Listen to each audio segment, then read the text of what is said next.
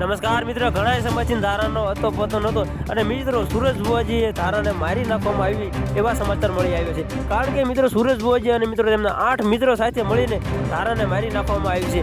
ધારાને મારી અને એને સળગાવી નાખવામાં આવ્યું છે. કારણ કે મિત્રો આ છે સુરજ ભુવાજીનો છોકરો. કારણ કે મિત્રો તમે સ્ક્રીનની અંદર તમે જોઈ રહ્યા છો ને, આ રહ્યો સુરજ ભુવાજીનો છોકરો છે. અને મિત્રો કીર્તિ પટેલને ધારાને ન્યાય મળે એના માટે કીર્તિ પટેલ લાઈવ છે ને શું બોલે છે એ પણ મિત્રો જુઓ. થોડીક વારની અંદર મિત્રો તમને વિડીયો જોવા મળશે. તે પહેલાં જો મિત્રો તમે અમારી ચેનલ ઉપર નવા હોય અને મિત્રો જો તમને અમારો વિડીયો જો તમને સારો લાગે તો મિત્રો તમે ચેનલને સબસ્ક્રાઈબ કરી શકો છો. અને મિત્રો ધારાને ન્યાય મળવા માટે મિત્રો નીચે તમે કોમેન્ટની અંદર તમે જણાવી શકો છો કે સુરજ ભુવાજીને કેવી સજા થાય અને ધારાને ન્યાય મળે એ માટે મિત્રો તમે કોમેન્ટની અંદર તમે જરૂર ને જરૂર બતાવી શકો છો. એટલે હું કહું છું બધા જ વકીલોને બે હાથ જોડીને તમને કહું છું આના માટે કોઈ લડવા ના ઊભા થતા, આનો કેસ કોઈ હાથમાં ના લેતા. બસ પછી અમારી જીત બાકી છે. હજુ અમારી જીત અધૂરી છે. હજુ તો નામ ખુલ્લા છે. હજુ આનું રિઝલ્ટ બાકી છે. હજુ તો પેપર લખાણું છે.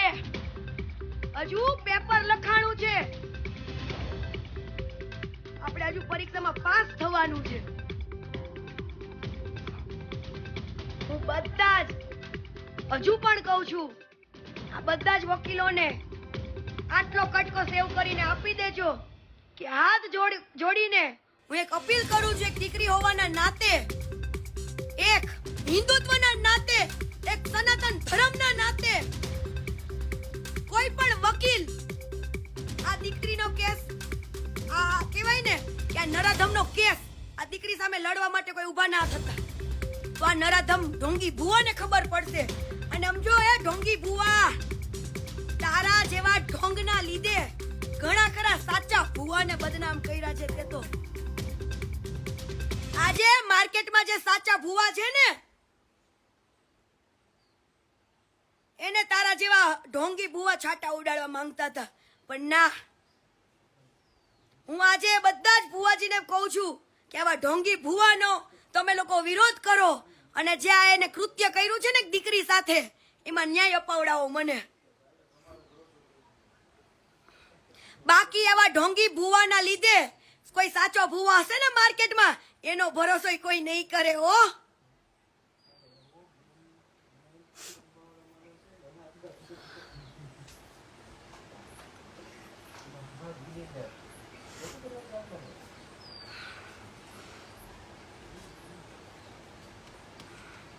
અને જેટલા લોકો આ ગુંજન વિડિયો પોસ્ટ કરીને મને મન ફાવે એવું બોલતો હતો, લાઈવ કરીને મન ફાવે એવું બોલતો હતો, હે આ સુરજ ભુવાજીના લોકો જેટલા ચાહકો હતા ને એને મારે કહેવાનું છે કે હવે મૂકો સ્ટોરી.